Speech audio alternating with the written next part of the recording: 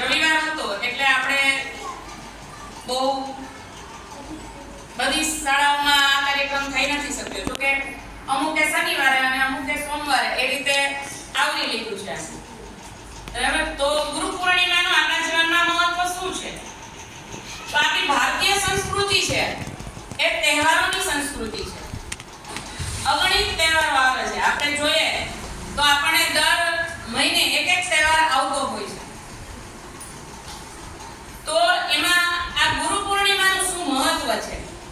બરાબર. આપણી સંસ્કૃતિ અને પરંપરાઓનો એક અહમ ભાગ એટલે ગુરુ પૂર્ણિમાનો તહેવાર. ગુરુ પૂર્ણિમા ક્યારે આવે છે? તો કે અષાઢ સુદ પૂનમના દિવસે આ તહેવાર આવે છે. એનું મહત્વ આપણા જીવનમાં શું છે? તો એક કવિએ સરસ કીધું છે કે ગુરુ ગોવિંદોનો ખડે કાકો લાભ ઉપાય બલિહારી